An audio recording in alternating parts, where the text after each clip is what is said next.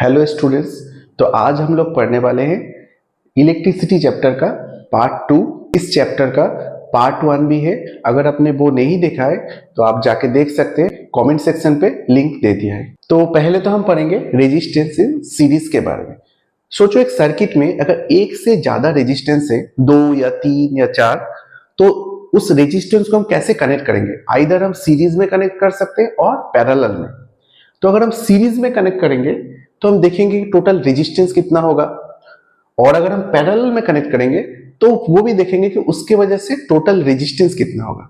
अच्छा, हमारे घर में जो डिफरेंट डिफरेंट इलेक्ट्रिकल मशीन्स होते हैं ना, जैसे फैन हो गया, बल्ब हो गया, या फिर कोई भी टीवी, ये सब सीरीज में होता है कि पैरेलल में होता है, वो भी हम देखेंगे। फिर हम देखेंगे heating effect of electric current. जब कोई कंडक्टर में से करंट फ्लो होता है तब क्या होता है कि हीट प्रोड्यूस होता है। वो कंडक्टर जो वायर है ना, वो गर्म हो जाता है। तो गर्म क्यों होता है, हीट क्यों प्रोड्यूस होता है, वो हम देखेंगे। फिर हम देखेंगे कि प्रैक्टिकल एप्लीकेशन ऑफ हीटिंग। ये जो हीट प्रोड्यूस हो रहा है ना, इसका एप्लीकेशंस क्या क्या है, इसको अप्लाई करके हम बहुत सारा मशीन बना सकते हैं। बहुत सारा एप्लीकेशंस होता है हीटिंग के, तो वो सब हम देखेंगे। फिर हम पढ़ेंगे फाइनली इलेक्ट्रिक पावर के बारे में। तो कोई भी अगर रेजिस्टेंस में से करंट फ्लो हो रहा है तो उस सर्किट का पावर कितना है, ठीक है, वो भी हम देखेंगे। तो अब हम पढ़ेंगे रेजिस्टर्स इन सीरीज में। तो यहां पर हम देख सकते हैं 3 रेजिस्टर्स है, R1, R2 एंड R3। तीनों सीरीज में कनेक्ट है, मतलब एक के साथ दूसरा अगर ऐसे लगा हुआ रहता है उसको हम बोलते हैं सीरीज कनेक्शन। वो एक बैटरी के साथ कनेक्टेड है। बैटरी का पोटेंशियल कितना है, V। और देख सकते हैं यहाँ पर एक क्या है, एमीटर। एमीटर में हम क्या करते हैं, एमीटर में करंट मेजर करते हैं, सर्किट में कितना करंट फ्लो हो रहा है। और यहाँ पर एक है की, चाबी। अगर ये ओपन है, मतलब सर्किट ओपन है, सर्किट में कोई करंट फ्लो नहीं हो रहा है। जब इसको यहाँ पर क्लोज कर देंगे, जब ऐसा कर देंगे तो सर्किट क्या हो गया, क्लोज। क्लोज हो गया मतलब सर्किट में करंट फ्लो होगा। अगर फिर से इसको उठा दिया, बंद कर दिया, तो वो ओपन हो जाएगा। ओके, तो यहाँ पर हम देख सकते हैं V बैटरी है, पोटेंशियल डिफरेंस है V, और करंट कितना फ्लो हो रहा है, I। तो ये जो I करंट है ना, यहां से आके एमीटर से आके इस तरफ चला जाएगा, I करंट इसमें से चला जाएगा, सेम करंट जाएगा ना, सेम करंट, जो करंट यहाँ पर I है सेम इसी में जाएगा, सेम करंट फ्लो होगा। तो अगर सीरीज में कनेक्ट है तो इसका मतलब है ये कि सेम करंट फ्लो होगा तीनों में से। हम कंसीडर करते हैं कि ये जो रेजिस्टेंस है ना, रेजिस्टर्स, इसके अराउंड पोटेंशियल ड्रॉप कितना होगा। तो यहां पर हम मेजर करते हैं कि इसके अराउंड पोटेंशियल ड्रॉप, सोच लेते हैं कि V1, मतलब ये जो रेजिस्टेंस है इसके अराउंड पोटेंशियल ड्रॉप कितना हो रहा है, वो हो रहा है V1। इसके अराउंड कितना होगा, इसके अराउंड पोटेंशियल ड्रॉप होगा, कंसीडर कर लेते हैं कि दिस इज V2। और इस रेजिस्टेंस के अराउंड पोटेंशियल ड्रॉप कितना होगा, ये हम कंसीडर कर लेते हैं कि V3।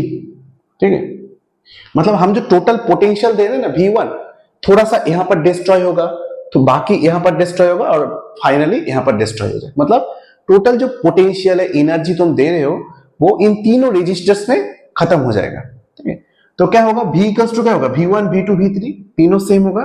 V equals to V1 plus V2 plus V3, यही होगा ना। मतलब टोटल जितना पोटेंशियल तुम दे रहे हो वो इसमें डिस्ट्रॉय हो रहा है, इसमें और इसमें, तीनों में डिस्ट्रॉय हो जाएगा टोटल। तो V इक्वल्स टू हो जाएगा V1 plus V2 plus V3। तो अभी हमें क्या पता है कि अगर I करंट फ्लो हो रहा है कोई रेजिस्टेंस में से और उसका रेजिस्टेंस R1 है, तो पोटेंशियल ड्रॉप कितना होता है, ओहम्स लॉ अप्लाई करो। ओहम्स लॉ क्या है, V equals to I R होता है। ठीक है, तो अगर I करंट फ्लो हो रहा है और रेजिस्टेंस R1 है, तो इसका पोटेंशियल ड्रॉप कितना होगा, V1 इक्वल्स टू हो जाएगा I R1। सिमिलरली V2 कितना होगा, V2 हो जाएगा I R2। और V3 कितना होगा, potential drop V3 equals to हो जाएगा I R3। ये सिंपल ओहम्स लॉ है। ओहम्स लॉ अप्लाई कर दिया तो V1 का वैल्यू पुट कर दो I R1, तो ये हो गया I R1। V2 का वैल्यू पुट कर दो I R2, और V3 का वैल्यू पुट कर दो I R3। तो टोटल कितना हुआ, I कॉमन चला जाएगा सब में से, R1 plus R2 plus R3। Okay, तो ये हो गया तुम्हारा total potential V equals to I R1 plus R2 plus R3। अभी हम सोचते हैं यहाँ पर 3 रेजिस्टेंस है ना, तीन को रिप्लेस करके एक रेजिस्टेंस लगाते हैं। ऐसा रेजिस्टेंस लगाते हैं ताकि जो सर्किट में करंट फ्लो है वो सेम रहे, सर्किट बाकी सब सेम रहे, मतलब सेम करंट फ्लो होगा, लेकिन ये तीनों रेजिस्टर की जगह एक रेजिस्टर होगा। ठीक है, तो ड्रॉ करते हैं। तो ये हो गया तुम्हारा resistance, a ammeter and this is your battery. Same potential है भी, सेम करंट जा रहा है आई, लेकिन रेजिस्टेंस अलग है, आर इक्विवेलेंट। ठीक है, तो हमें पता है इसमें ओम्स लॉ अप्लाई कर देते हैं। इसमें कितना पोटेंशियल ड्रॉप होगा, V इक्वल्स टू हो जाएगा आई आर, आर इक्विवेलेंट, तो ये हो जाएगा इसमें पोटेंशियल ड्रॉप। तो यहाँ पे जो V है ना, इसका वैल्यू पुट कर देते हैं यहाँ पर। ठीक है, तो V का वैल्यू पुट कर दो आई आर इक्विवेलेंट, और यहाँ पर आई आर इक्विवेलेंट। तो देखो दोनों तरफ आई आई क्या होगा, कैंसिल हो जाएगा। तो आर इक्विवेलेंट कितना आ जाएगा, R1 plus R2 plus R3, तीनों ऐड हो गया। इसका मतलब क्या है, अगर इन तीन रेजिस्टेंस को हम रिप्लेस कर देंगे एक रेजिस्टेंस से, तो टोटल रेजिस्टेंस कितना होगा, वो ऐड हो जाता है, R1 plus R2 plus R3। तो सीरीज कनेक्शन में जो टोटल रेजिस्टेंस होगा ना आर इक्विवेलेंट, वो तीनों रेजिस्टेंस से ज्यादा होता है, बड़ा होता है। तो R equivalent is greater than R1, R2 और R3, तीनों से बड़ा होगा ना, एडिशन है तो तीनों से बड़ा होगा आर इक्विवेलेंट, मतलब टोटल रेजिस्टेंस हमेशा बड़ा होता है सीरीज कनेक्शन में। यहां पर हम देख सकते हैं तीन रेजिस्टेंस है, R1, R2 and R3 series में कनेक्टेड है एक बैटरी के साथ, जिसका बैटरी है 20 वोल्ट। तो इसमें करंट कितना होगा हमें कैलकुलेट करना है, सर्किट में करंट आई कितना होगा। ओके, तो नॉर्मल प्रॉब्लम है बेसिक। तो इसके लिए हमें क्या करना है, पहले तो टोटल रेजिस्टेंस कैलकुलेट करना है। टोटल रेजिस्टेंस कितना होगा हमें पता है, अगर सीरीज में कनेक्टेड है तो क्या होता है, रेजिस्टेंस ऐड हो जाता है, सबका ऐड हो जाएगा। R equivalent equals to R1 plus R2 plus R3। तो R1 कितना है 2 ओम, R2 कितना है 3 और R3 है 5। तो तीनों रेजिस्टेंस को हम ऐड कर देते, कितना आ रहा है 2 प्लस 3 5, 5 प्लस 5 10, तो 10 ओम आ गया इक्विवेलेंट रेजिस्टेंस। तो सर्किट में करंट कितना होगा, करंट के लिए हम अप्लाई करते हैं ओहम्स लॉ। ओहम्स लॉ क्या है, according to Ohm's law V equals to होता है I into R equivalent. Okay, तो V का वैल्यू कितना है 20 वोल्ट। अच्छा, तो R इक्विवेलेंट हमें पता है, V पता है, R पता है, I नहीं पता। इस इक्वेशन से हम I कैलकुलेट कर लेंगे। ठीक है, तो I इक्वल्स टू कितना होगा V by R equivalent. V का वैल्यू कितना है 20 वोल्ट और R का वैल्यू कितना है 10 ओम। तो कैंसिल करेंगे तो आ जाएगा I इक्वल्स टू 2 एम्पियर। तो सर्किट में करंट कितना फ्लो होगा 2 एम्पियर, हमें पता चल गया। तो ऐसे ही न्यूमेरिकल्स को भी करना है, इस चैप्टर में जो भी न्यूमेरिकल्स होगा ऐसे करना है। तो यहां पर हम देख सकते हैं तीन रेजिस्टेंस है R1, R2 and R3 parallelly connected है। मतलब अगर एक रेजिस्टेंस दूसरे रेजिस्टेंस के ऊपर ऐसे कनेक्टेड होता है उसको हम बोलते हैं पैरेलल कनेक्शन। यहां पर क्या हुआ है देखो, R1 रेजिस्टेंस का जो दोनों प्रांत है ना, ए वाला प्रांत, ये R2 रेजिस्टेंस का दोनों प्रांत के साथ सेम पॉइंट पे कनेक्टेड है यहाँ पर, और R3 रेजिस्टेंस का भी दोनों जो प्रांत है, दोनों साइड है, दोनों कॉर्नर, वो R2 रेजिस्टेंस के साथ दोनों प्रांत के साथ ऐसे कनेक्टेड है। इस कनेक्शन को हम बोलते हैं पैरेलल कनेक्शन। ओके, और क्या है, एक बैटरी है सर्किट में और एक की है और करंट आई जा रहा है। ओके, अगर हम की क्लोज है, की ओपन है, मतलब सर्किट में कोई करंट नहीं है। अगर की को क्लोज कर देंगे तो सर्किट में करंट फ्लो होगा। कितना करंट फ्लो होगा, आई करंट फ्लो होगा। ठीक है, हम कंसीडर करते हैं कि आई हो रहा है। ये जो आई करंट होगा ना, वो ऐसे आएगा, आके क्या करेगा, यहां पर आके देखो तीन रास्ता चला गया, तो थोड़ा सा करंट इस तरफ चला जाएगा, हम उसे कंसीडर करते हैं I1। थोड़ा सा करंट इस तरफ चला जाएगा, इसको हम कंसीडर करते हैं I2, और थोड़ा सा बाकी इसमें चला जाएगा, तो एक कंसीडर करते हैं I3। तो क्या हुआ, I करंट आया और तीनों तरफ, थोड़ा इधर चला गया, थोड़ा सीधा चला गया, थोड़ा इस तरफ आ गया। तो हम लिख सकते हैं कि I equals to I1 plus I2 plus I3, क्योंकि टोटल करंट तो सेम रहेगा ना, आई करंट ही तो डिस्ट्रीब्यूट हो रहा है, तीन ब्रांच पे डिस्ट्रीब्यूट हो गया, आई करंट डिस्ट्रीब्यूट हो रहा है, तो समेशन क्या होगा, सेम होगा, I equals to I1 plus I2 plus I3। Okay, यहां पर देखो एक चीज है कि पैरेलल कनेक्शन में करंट सेम नहीं रहता, हर सर्किट में देखो करंट अलग अलग है। इसमें करंट कितना है, इसमें करंट है I1, इसमें करंट कितना है, इसमें करंट है I2, और इसमें करंट कितना है, इसमें करंट है I3। तो तीनों में अलग अलग करंट जाता है पैरेलल कनेक्शन में, लेकिन सेम क्या रहता है, फिर सेम रहता है पोटेंशियल ड्रॉप। मतलब इस रेजिस्टेंस के अराउंड जितना पोटेंशियल ड्रॉप होगा, R2 रेजिस्टेंस के अराउंड भी पोटेंशियल ड्रॉप सेम होगा, और R3 रेजिस्टेंस के अराउंड भी पोटेंशियल ड्रॉप सेम होगा। क्योंकि देखो तीनों का प्रांत एक ही जगह लगा है ना, दोनों साइड एक ही पॉइंट पे कनेक्टेड है। मतलब इसमें जितना पोटेंशियल ड्रॉप होगा इसमें भी सेम होगा, इसमें भी सेम होगा, क्योंकि तीनों रेजिस्टेंस का दोनों प्रांत एक जगह कनेक्टेड है, एक ही पॉइंट पे। ठीक है, तो हम कंसीडर करते हैं कि इसमें पोटेंशियल ड्रॉप कितना होगा, V होगा। ठीक है, V पोटेंशियल ड्रॉप होगा, तो V equals to I R होता है। This is Ohm's law. तो पहला रेजिस्टेंस के लिए कितना होगा कि I1 करंट जा रहा है R1 रेजिस्टेंस में से, तो पोटेंशियल ड्रॉप कितना हो रहा है, V equals to I1 R1। तो हम यहां से लिख सकते हैं I1 का वैल्यू क्या है, I1 equals to V by R1।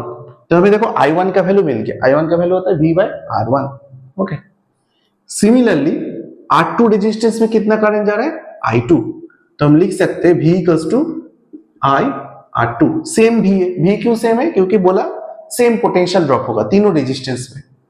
Okay, तो दिस इज I2 R2। तो I2 का वैल्यू क्या होगा, I2 का वैल्यू हो जाएगा V बाय R2।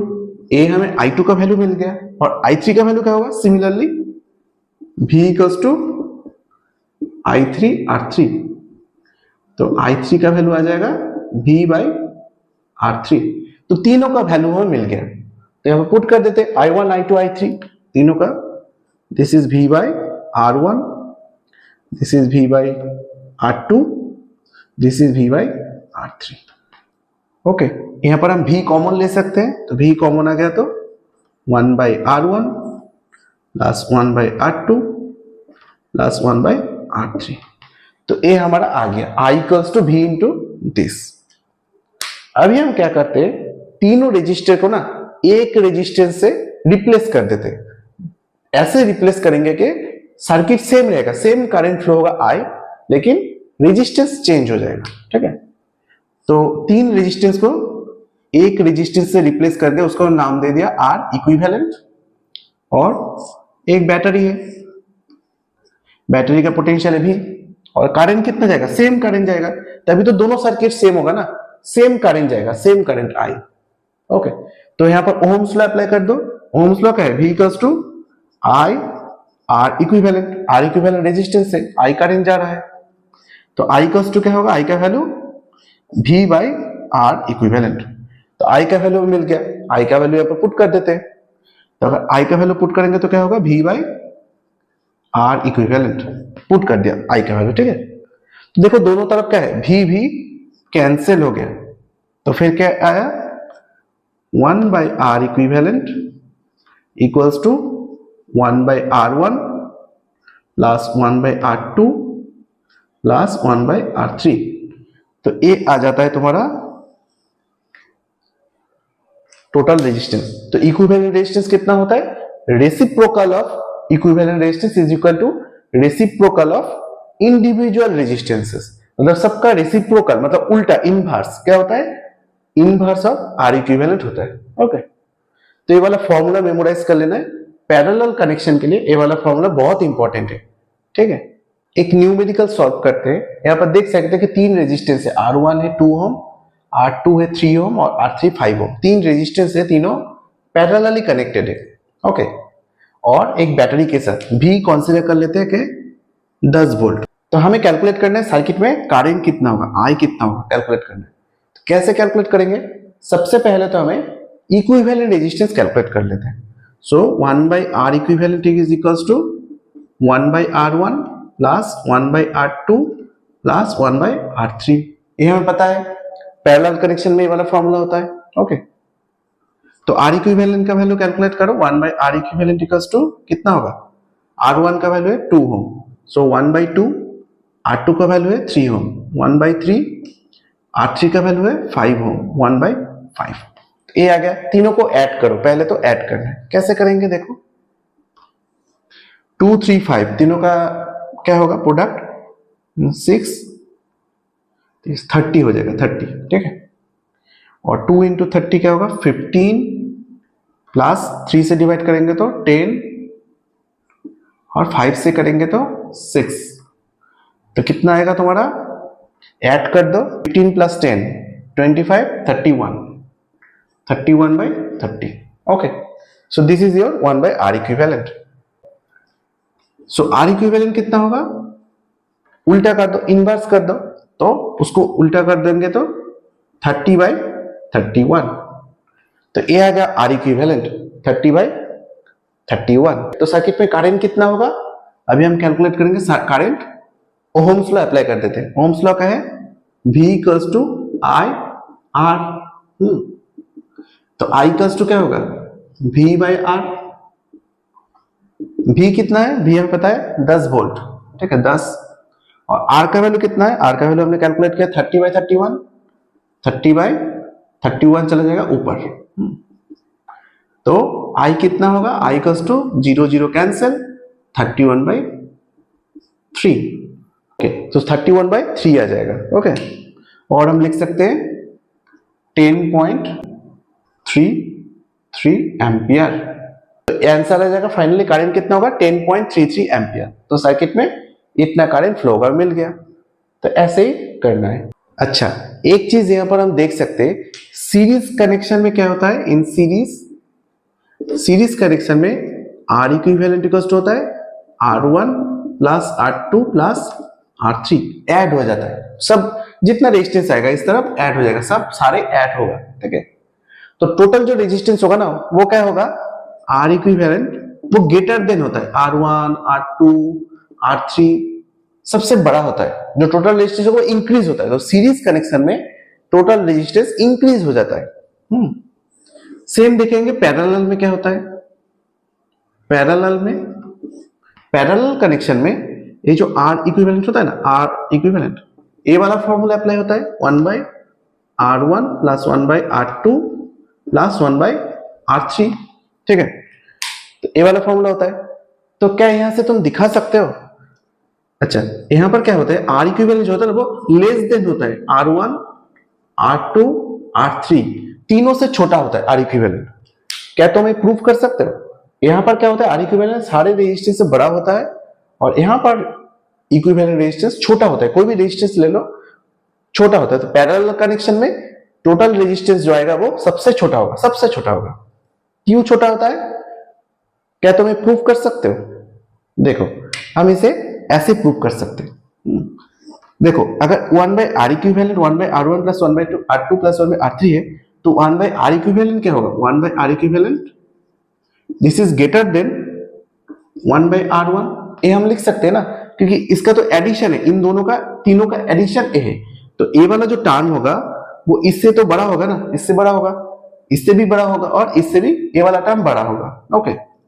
तो हम क्या करते हैं, मल्टीप्लाई करते हैं, R1 को इस तरफ लेके आते हैं और R इक्विवेलेंट को इस तरफ, तो क्या होगा मल्टीप्लाई करेंगे तो R1 साइन सेम रहा ग्रेटर देन, R इक्विवेलेंट इस तरफ चलेगा, तो R इक्विवेलेंट क्या हो गया, छोटा हो गया R1 से, R1 हो गया बड़ा, R1 is greater then R equivalent, मतलब R इक्विवेलेंट क्या हो गया, छोटा। सिमिलरली तुम प्रूव कर सकते हो कि R equivalent is less than R2 and R3, सबसे छोटा होगा, R1 से छोटा है, R2 और R3 इससे भी छोटा होगा। तो ये तो प्रूव कर सकते हैं, ओके। अब हम देखेंगे हमारे घर में जो एप्लायंसेस होते हैं ना, इलेक्ट्रिक मशीन, जैसे कि इलेक्ट्रिक हीटर, बल्ब, फैन, ये सब सीरीज में कनेक्ट होता है क्या पैरेलल में कनेक्ट होता है, किसमें हमें ज्यादा फायदा होगा देखते, ठीक है। तो सोचो अगर सीरीज में कनेक्टेड है तो क्या होगा, ऐसे गया यहाँ पर तुम्हारा सोचो फैन है, फिर यहाँ पर गया ऐसे सीरीज में कनेक्टेड है, यहाँ पर सोचो तुम्हारा बल्ब है, इलेक्ट्रिक बल्ब, और फिर जाके यहाँ पर है तुम्हारा क्या है, इलेक्ट्रिक हीटर, तीनों ऐसे सीरीज में कनेक्टेड है विथ ए बैटरी। तो सीरीज में कनेक्टेड हुआ तो क्या होगा, हमें पता है सेम करंट फ्लो होगा I, ठीक है। तो सेम करंट जो यहां से निकलेगा जाके तीनों में से सेम करंट जाएगा। ठीक है, अभी देखो इलेक्ट्रिक हीटर जो होता है ना वो कब अच्छा काम करेगा, जब उसमें ज्यादा करंट फ्लो होगा। तो इसमें क्या होगा, ज्यादा करंट चाहिए हमें, इलेक्ट्रिक हीटर में ज्यादा करंट चाहिए, तभी तो ज्यादा वो हीट प्रोड्यूस करेगा ना। तो ये चाहिए ज्यादा करंट। बल्ब जो होता है उसे भी डिफरेंट करंट चाहिए, फैन होता है उतना करंट नहीं चाहिए। ठीक है, फैन बल्ब उसमें इलेक्ट्रिक हीटर जैसा करंट नहीं चाहिए। तो सबका रिक्वायरमेंट क्या है, अलग अलग है, किसी को कम करंट चाहिए, किसी को ज्यादा करंट। लेकिन अगर सीरीज में कनेक्ट करेंगे तो सबको सेम करंट मिलेगा।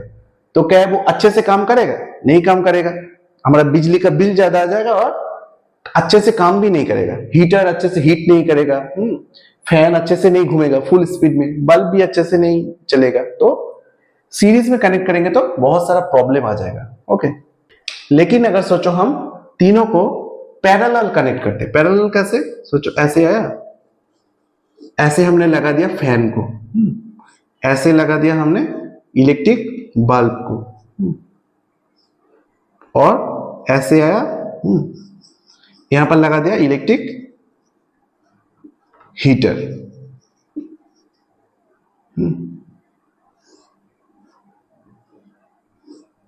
और तीनों को एक बैटरी से लगा दिया, कनेक्ट कर दिया। ठीक है, एक बैटरी से कनेक्ट कर दिया। तो अभी क्या होगा देखो,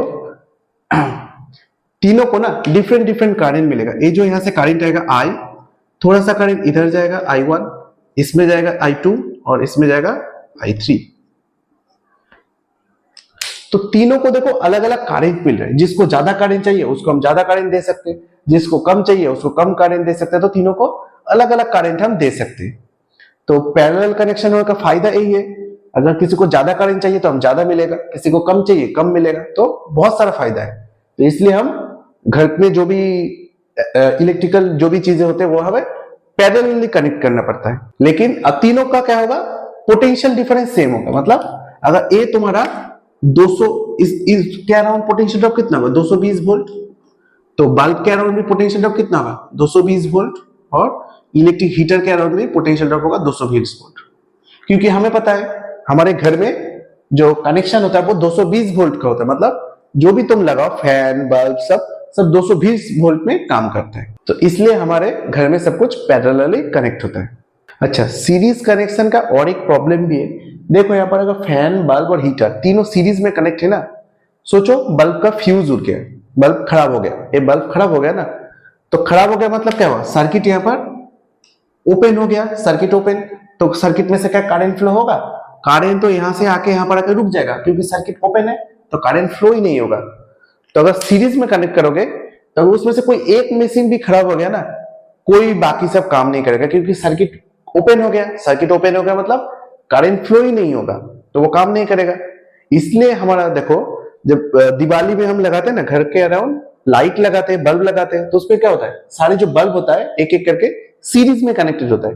अगर एक भी बल्ब खराब हो गया ना तो क्या हो जाता है, सर्किट ओपन हो जाता है, मतलब सर्किट क्लोज नहीं होता। एक भी बल्ब अगर खराब हो गया तो क्या हुआ, तो बाकी सब बल्ब ठीक है, एक बल्ब अगर खराब हो गया तो सर्किट हो जाता है ओपन, सर्किट में से सब खाली हो जाता है, मतलब यहाँ पर करंट फ्लो नहीं होगा, और करंट फ्लो नहीं होता तो कोई भी बल्ब नहीं जलेगा। ठीक है, तो ये हम देखते हैं दिवाली में होता है, घर में लाइट लगाने जाते हैं तो एक भी अगर बल्ब खराब हो गया पूरा उसे रिप्लेस मतलब फेंक देना पड़ता है, वो ठीक से काम नहीं करता है फिर। ठीक है, तो इसलिए सीरीज कनेक्शन अच्छा नहीं है, हमें पैरेलल कनेक्शन चाहिए, ताकि अगर एक भी चीज खराब हो गया ना बाकी सब चलेगा। अगर फैन और हीटर बल्ब खराब हो गया फिर भी फैन और हीटर चलेगा। ठीक है, तो ये फायदा होता है पैरेलल कनेक्शन का। तो अब हम पढ़ेंगे heating effect of electric current. तो heating effect of electric current क्या होता है, बेसिकली देखो कोई भी कंडक्टर में से, सोचो ये तुम्हारा कंडक्टर है, तो कंडक्टर में से जब करंट फ्लो होता है ना, बहुत देर से अगर करंट फ्लो होता है तो कंडक्टर गर्म हो जाता है, वायर गर्म हो जाता है। वायर में से जब बहुत टाइम से करंट फ्लो होता है तो वो गर्म हो जाता है। ये हम देखे हैं, जब कोई बल्ब बहुत देर से जल रहा है तो बल्ब गर्म हो जाता है ना। फैन बहुत टाइम से चल रहा है, फैन भी गर्म हो जाता है। घर में ऐसा काफी बार बोलते हैं कि फैन को बंद करो, थोड़ा ठंडा होगा फिर चलाओ। एक बार में अगर लगातार 10 घंटे 20 घंटे तक फैन चल रहा है तो वो गर्म होकर खराब भी हो सकता है। तो इसलिए हम बोलते हैं कि फैन को बंद कर दो। ठीक है, तो क्यों होता है ऐसा, गर्म क्यों होता है, अगर कंडक्टर में से करंट फ्लो हो रहा है तो वो गर्म क्यों होता है, देखो कंडक्टर में से करंट का जो फ्लो होता है ना, वो इलेक्ट्रॉन कैसे जाता है, ऐसे ऐसे जाता है जिग जैग मोशन में। तो इलेक्ट्रॉन क्या होता है, कॉलिशन करते करते जाता है ना। अब जितना ज्यादा कॉलिशन होगा, मतलब धक्का होता है ना, धक्का, जितना ज्यादा कॉलिशन होगा उतना क्या होगा, उतना हीट प्रोड्यूस होगा। जितना ज्यादा कॉलिशन उतना ज्यादा हीट प्रोड्यूस होगा, हीट। ठीक है, तो इसी वजह से तो बहुत हीट प्रोड्यूस होता है। इसको हम बोलते हैं जूल हीटिंग। इस इवेंट को हम बोलते हैं जूल हीटिंग। एक साइंटिस्ट के नाम से हमने रखा है, साइंटिस्ट जूल हीटिंग। ठीक है, तो यहां पर एक सिंपल सर्किट है, आर रेजिस्टेंस, एक बैटरी, और करंट कितना जा रहा है, आई करंट जा रहा है। ओके, तो हम कैलकुलेट करेंगे कि कितना हीट प्रोड्यूस होगा इस सर्किट में, कितना हीट प्रोड्यूस होगा। कैसे कैलकुलेट करेंगे, इस सर्किट में से क्यू चार्ज फ्लो हो रहा है, हम कंसीडर करते हैं कि क्यू चार्ज फ्लो हो रहा है टी टाइम में, मतलब यहां से यहां तक कितना चार्ज फ्लो हो रहा है, क्यू चार्ज। और हमें क्या पता है, आई इक्वल्स टू होता है क्यू बाई टी। तो आई होता है करंट, तो करंट को हम ऐसे भी लिख सकते हैं क्यू बाई टी। तो कंसीडर कर लेते क्यू चार्ज फ्लो हो रहा है टी टाइम में, तो कितना वर्क डन करना पड़ेगा, अगर इसका पोटेंशियल ड्रॉप कितना होगा, इस रेजिस्टेंस के अराउंड पोटेंशियल ड्रॉप होगा V, और चार्ज कितना फ्लो हो रहा है Q।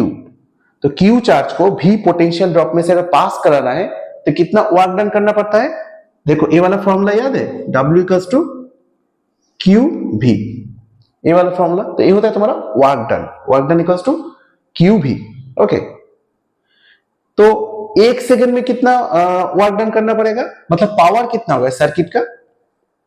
तो पावर इक्वल्स टू क्या होता है, power equals to electric power, हमें पता है पावर इक्वल्स टू क्या होता है, वर्क डन बाय टाइम। अगर टाइम से तुम डिवाइड कर दोगे वर्क डन का, तो उसे हम बोलते हैं पावर। और ये भी बोल सकते हैं कि एक सेकंड में कितना वर्क डन करोगे उसको हम बोलते हैं पावर। ओके, तो टाइम से डिवाइड कर देते हैं, वर्क डन कितना है क्यू भी, और टाइम क्या है टी। तो ये हो जाएगा तुम्हारा पावर पी, और क्यू बाई टी क्या होता है, क्यू बाई टी होता है आई, तो आई इंटू वी हो जाएगा पावर। तो सर्किट का इलेक्ट्रिक पावर कितना होगा, पी इक्वल्स टू हो जाएगा आई वी।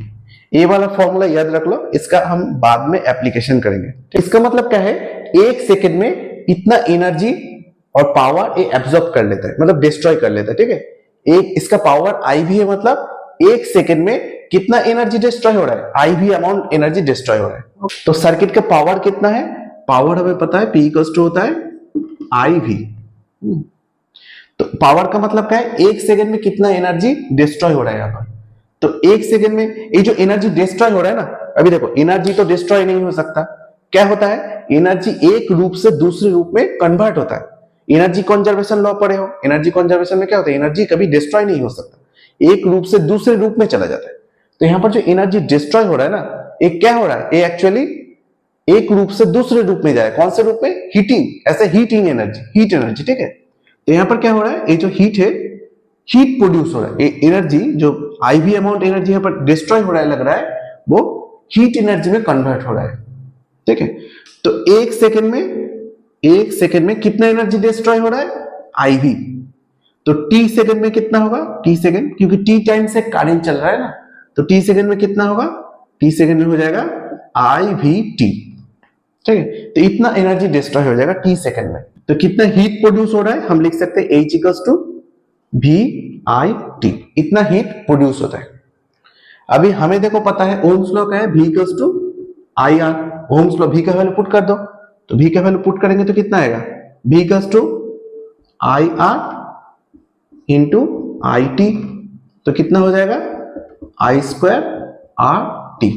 तो ये होता है तुम्हारा हीट प्रोड्यूस। कितना हीट प्रोड्यूस होता है, वो जो करंट फ्लो हो रहा है ना उसका स्क्वायर के साथ प्रोपोर्शनल होता है, स्क्वायर, और रेजिस्टेंस के साथ प्रोपोर्शनल होता है, और टाइम के साथ। तो तीन चीज के ऊपर डिपेंड करता है, जो हीट कितना गर्म होगा, कितना ज्यादा करंट जा रहा है, जितना ज्यादा करंट जाएगा उतना ज्यादा हीट प्रोड्यूस होगा। और किसके ऊपर, रेजिस्टेंस के ऊपर। रेजिस्टेंस जितना ज्यादा होगा उतना कॉलिशन ज्यादा होगा ना, तो कॉलिशन जितना ज्यादा होगा उतना ज्यादा हीट प्रोड्यूस होगा। तो इसलिए रेजिस्टेंस के ऊपर डिपेंड करता है, और टाइम के ऊपर, जितना टाइम से करंट फ्लो होगा उतना ज्यादा हीट प्रोड्यूस होगा। ठीक है, तो ये तीन चीज के ऊपर हीट प्रोडक्शन डिपेंड करता है, इसे हम बोलते हैं जूल फॉर्मूला, जूल हीटिंग। ठीक है, अब हम पढ़ेंगे application of heating effect of electric current. Application क्या क्या होता है, जो हीट प्रोड्यूस हो रहा है ना, कोई भी वायर में से करंट जा रहा है तो हीट प्रोड्यूस हो रहा है, तो इसका एप्लीकेशन क्या होगा। बहुत सारा एप्लीकेशन है। एक एप्लीकेशन तुम लिख सकते हो इलेक्ट्रिक हीटर। इलेक्ट्रिक हीटर क्या करता है, ये जो हीट प्रोड्यूस हो रहा है, वायर में से करंट जा रहा है तो हीट प्रोड्यूस हो रहा है, हीट से घर को गर्म करता है, घर को गर्म करता है, तो ये हो गया एक एप्लीकेशन। दूसरा एप्लीकेशन क्या होगा, इलेक्ट्रिक केटली। खाना भी पका सकते हो, केटली में क्या होता है, तुम चाय वगैरह कर सकते हो, मैगी भी करते हो कुछ लोग, तो पानी को गर्म कर सकते हो, तो इलेक्ट्रिक केटली। तो इसमें क्या होता है, करंट फ्लो हो रहा है, करंट फ्लो होने से गर्म हो जाता है, जो हीट प्रोड्यूस होता है उस हीट से हम खाना पकाते हैं। ओके, 3 नंबर क्या होता है, इलेक्ट्रिक आयरन। ये जो करंट फ्लो हो रहा है इसके वजह से हीट प्रोड्यूस हो रहा है, उससे हम क्या करते हैं, आयरन में इस्त्री करते हैं, कपड़े को आयरन करते हैं, तो ये सब हो गया एप्लीकेशन। तो बहुत एप्लीकेशन है। ये जो हीट प्रोड्यूस हो रहा है ये खराब चीज नहीं है, काफी जगह हमारे काम में भी लगता है, तो ये सब एप्लीकेशन तुम्हारा आ जाएगा। ओके, और एप्लीकेशन क्या होता है, एक बहुत अच्छा एप्लीकेशन है तुम्हारा इलेक्ट्रिक बल्ब। ठीक है, बल्ब में जो करंट फ्लो होता है ना, उसमें क्या होता है, जो फिलामेंट होता है, फिलामेंट गर्म होकर ग्लो करता है, तो लाइट जो घर में रोशनी आ रहा है ना, क्या होता है बल्ब के अंदर, देखो ये हमें पता है ऐसा बल्ब होता है, और बल्ब में क्या होता है, ऐसा जाके यहां पर ऐसे रेजिस्टेंस होता है और ऐसे आता है, राइट। तो इसमें क्या होता है, एक्चुअली हाई रेजिस्टेंस होता है, बहुत हाई रेजिस्टेंस। तो आर क्या होता है, हाई, ह्यूज, हाई रेजिस्टेंस होगा, तो हीट प्रोड्यूस क्या होगा, H equals to I square R T. तो हीट प्रोड्यूस हो जाएगा आई स्क्वायर आर टी, हमें पता है। तो रेजिस्टेंस जितना हाई होगा उतना ज्यादा हीट प्रोड्यूस होगा, तो बहुत हीट प्रोड्यूस होने से क्या होता है, गर्म हो जाता है, लाल हो जाता है, गर्म होके वो लाइट एमिट करता है, लाइट। तो यहां से क्या निकलता है, लाइट निकलता है। कोई भी चीज गर्म हो जाता है तो ग्लो करता है ना, लाइट निकलता है, तो इससे हमें बल्ब से लाइट मिलता है। और हमें एक चीज ध्यान में रखना है, ये जो फिलामेंट है ना, ये गल ना जाए, मतलब इतना हीट प्रोड्यूस होता है 2000-3000 डिग्री सेंटीग्रेड तक जा सकता है, तो इतना हीट में क्या होगा, वो गल सकता है, वो मेल्ट हो जाएगा ना। कोई भी चीज अगर इतना हीट करोगे तो मेल्ट हो जाएगा, इसलिए हम क्या करते हैं, यहाँ पर एक टंगस्टन यूज करते हैं, टंगस्टन। टंगस्टन क्या होता है, एक एलॉय होता है जिसका मेल्टिंग पॉइंट बहुत हाई होता है, मतलब इजीली नहीं गलेगा, मेल्ट नहीं करेगा, तो इसलिए टंगस्टन यूज करते हैं बल्ब में। ओके, तो ये सब एप्लीकेशन हो गया। और एक एप्लीकेशन क्या है हमारे घर में, फ्यूज। फ्यूज का नाम सुने हो, फ्यूज। फ्यूज क्या होता है, देखो कोई भी सर्किट है ना, देखो ये तुम्हारा रेजिस्टेंस है, कोई भी सर्किट है, सोचो तुम्हारा फैन है, फैन या बल्ब कुछ भी, हाँ, और यहाँ पर एक बैटरी है, और यहाँ पर क्या होता है, एक छोटा सा ये होता है फ्यूज। ठीक है, मतलब छोटा सा रेजिस्टेंस होता है यहाँ पर फ्यूज। तो फ्यूज का काम यही है कि अगर ज्यादा करंट जाएगा ना तो एक मेल्ट हो जाएगा। इसमें जो वायर रहता है ना, इसका मेल्टिंग पॉइंट बहुत लो होता है, तो ज्यादा करंट जाएगा, मतलब सोचो इसका 5 एम्पियर तक करंट सह सकता है। अगर 5 एम्पियर से ज्यादा करंट चला गया, अगर सोचो 6 एम्पियर करंट चला गया, तो क्या होगा, ये मेल्ट हो जाएगा, गल जाएगा। तो गल जाएगा, क्या होगा, सर्किट ओपन हो जाएगा। एक गल गया मतलब सर्किट ओपन, तो फ्यूज कट गया मतलब सर्किट ओपन हो गया, तो करंट फ्लो नहीं होगा, तो ये फैन को बचा देगा। फैन जो है या जो भी चीजें है, कोई भी इलेक्ट्रिकल मशीन है तो वो बच जाएगा, कंप्यूटर या फिर कोई भी और चीज ले लो, वो फ्यूज ऐसे उड़ जाता है। अगर बहुत सारा करंट आ जाए सर्किट में अचानक, सोचो कोई पर बाज पड़ गया या फिर कोई भी शॉर्ट सर्किट हो गया, तो क्या होगा, सर्किट में बहुत सारा करंट आ जाएगा अचानक। करंट आने से क्या होगा, फ्यूज मेल्ट हो जाएगा, वो उतना हीट सह नहीं पाएगा, तो वो मेल्ट हो जाता है। मेल्ट होके तो वो सर्किट को सेव कर देता है। तुम्हारा घर में जो इलेक्ट्रिकल मशीन है, मतलब फैन, बल्ब, हीटर, जो भी चीजें हैं, जो दामी कीमती चीजें जैसे लैपटॉप हो गया, कंप्यूटर हो गया, सब जलेगा नहीं। तो फ्यूज हमें सेव कर देता है, एसी ये सब से बचा लेता है, ये सबको बचा लेता है हाई करंट से। तो फ्यूज होता है, ये होता है तुम्हारा फ्यूज।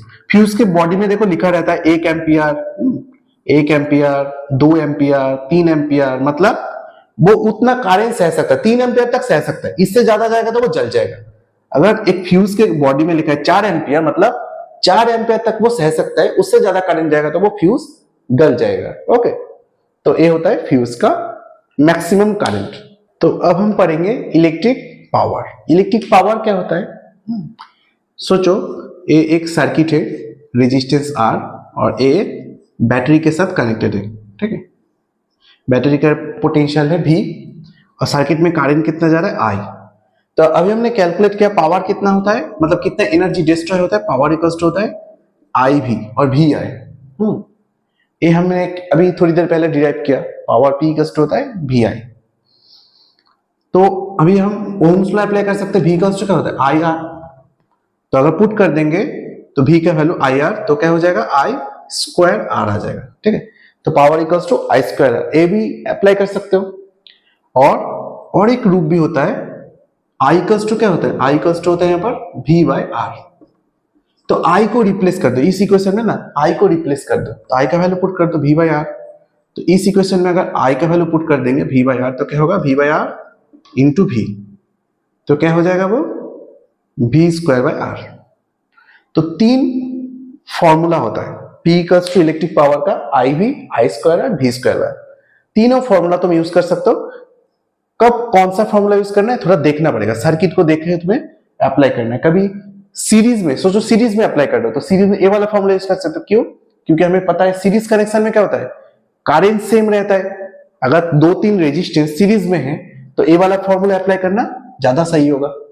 अगर पैरेलल में है तो ये वाला फॉर्मूला अप्लाई करना सही होगा। क्यों? पैरेलल में पता है कि पोटेंशियल सेम रहता है, तो ये वाला कनेक्शन फॉर पैरेलल कनेक्शन के लिए ये वाला फॉर्मूला यूज करो, सीरीज कनेक्शन के लिए ये वाला फॉर्मूला यूज करो, ठीक है। और नॉर्मली ये वाला यूज कर सकते हो। तो तीन फॉर्मूला से हम पावर कैलकुलेट कर सकते हैं। तो पावर का फॉर्मूला क्या होता है हमें पता है, P इक्वल्स टू होता है V इंटू I, ओके। और पावर को हम लिख सकते हैं ऐसे, power equals to work done by time. ये हम लिख सकते हैं वर्क डन बाय टाइम होता है। तो यूनिट क्या होगा, पावर का यूनिट वर्क डन का यूनिट बाय टाइम का यूनिट। वर्क डन का यूनिट क्या होता है, दिस इज जूल, और टाइम का यूनिट क्या होगा, दिस इज सेकेंड। तो जूल पर सेकेंड, और ये भी बोल सकते हैं एक साथ में वाट, वाट। तो पावर के यूनिट वाट भी बोल सकते हैं और जूल पर सेकेंड भी बोल सकते हैं, दोनों सेम है। तो ऐसे ये भी बोल सकते हो वर्क डन का एक यूनिट होता है, वर्क डन का यूनिट क्या होगा, तो हम लिख सकते हैं अगर work done by time equals to watt है तो वर्क डन का कितना होगा, मतलब वर्क डन, और वर्क डन इक्वल्स टू हो जाएगा वाट इनटू टाइम। हम लिख सकते हैं work done equals to watt into time. मतलब वर्क डन मतलब क्या है, कितना एनर्जी डिस्ट्रॉय हुआ, वो भी लिख सकते हो। तो कितना एनर्जी डिस्ट्रॉय हुआ इक्वल्स टू वाट, W वाट, और टाइम का लिख देते हैं आवर। टाइम का यूनिट होता है यहाँ पर आवर, सेकंड नहीं यूज करते, ठीक है। वाट आवर, तो वाट आवर होता है हमारा। वाट आवर मतलब अगर कोई 1 वाट पावर का मशीन 1 घंटा चलने से जितना एनर्जी डिस्ट्रॉय होता है ना, उसको हम बोलते हैं वाट आवर। तो वाट आवर कैसा यूनिट है, सोचो एक मशीन का पावर है 1 वाट, वो 1 घंटा तक चलेगा तो कितना बिजली जलेगा, कितना बिजली पुरेगा, वो बिजली जलेगा कितना, वो हो जाएगा 1 वाट आवर, ठीक है। तो वो हो जाएगा 1 वाट आवर, ओके। लेकिन ये बहुत छोटा यूनिट होता है वाट आवर, तो हम कौन सा यूनिट यूज करते हैं, 1 kilo watt hour. Kilo watt hour मतलब क्या है, मतलब सोचो एक 1 किलो वाट का मशीन है, 1 किलो वाट का कोई हीटर है, सोचो इलेक्ट्रिक हीटर, 1 किलो वाट का इलेक्ट्रिक हीटर अगर 1 घंटा तक चलेगा, वो कितना टाइम तक चलेगा, 1 घंटा तक। तुम एक इलेक्ट्रिक हीटर को 1 घंटा तक चलाए तो क्या होगा, तुमने अगर 1 घंटा तक चलाए तो कितना बिजली जलेगा, तो कितना बिजली जलेगा मतलब कितना एनर्जी तुम डिस्ट्रॉय कर रहे हो, वो होगा तुम्हारा 1 किलोवाट इंटू आवर। तो ये हो जाता है 1 किलोवाट आवर का डेफिनेशन। इसका और एक नाम भी है, 1 किलोवाट को हम बोलते हैं 1 यूनिट। घर में देखो जब बिजली का बिल आता है ना, उसमें लिखा रहता है कितना unit, 10 unit, 20 unit, 700 unit, 1000 unit, unit लिखा रहता है ना, तो उसको हम बोलते हैं 1 kilowatt. 1 kilowatt equals to 1 unit. मतलब 1 किलोवाट का एक मशीन, सोचो एक इलेक्ट्रिक हीटर अगर 1 घंटा तक चला, मतलब तुम इलेक्ट्रिक हीटर को 1 घंटा तक चलाए तो 1 यूनिट बिजली जलता है, ठीक है। 1 यूनिट बिजली तुम्हारा जल जाएगा, ओके। और हमें पता है 1 यूनिट का कितना भाव होता है, प्राइस 7 रुपए के 10 रुपए तो तुम यहां से कैलकुलेट कर सकते हो कि अगर 10 घंटा चला तो कितना होगा, 20 घंटा चला तो कितना होगा, तुम मल्टीप्लाई कर देना सिंपली। तो इससे तुम कैलकुलेट कर सकते हो ओके कि कितना एनर्जी तुम्हारा डिस्ट्रॉय हो रहा है। तो अब हम डिराइव करेंगे 1 किलोवाट समन कितना होता है। ठीक है, 1 किलोवाट आवर मतलब 1 किलोवाट मतलब किलोवाट मतलब 1000 वाट, कितना होगा 1000 वाट आ जाएगा। और 1 घंटा समन कितना टाइम, 1 घंटा समन होता है 3600 सेकेंड। ठीक है, तो 1000 इंटू 3600 कितना होगा 36 और कितना 0 3 इंटू 10 तो 3 और 2 10 टू द पावर 5 और यूनिट क्या होगा watt second. Watt equals to क्या लिख सकते हैं जूल पर सेकेंड और यहां पर सेकेंड, तो सेकेंड सेकेंड कैंसिल हो गया तो हो जाएगा तुम्हारा 3.6 into 10 to the power 6 joule. तो 1 किलोवाट मतलब होता है इतना जूल। तो एक वर्क डन का यूनिट है, बेसिकली क्या है वर्क डन का यूनिट मतलब कितना एनर्जी डिस्ट्रॉय हुआ और वर्क डन हुआ उसका यूनिट होता है किलोवाट आवर और जूल। तो 1 किलोवाट आवर समान होता है 3.6 into 10 to the power 6 joule.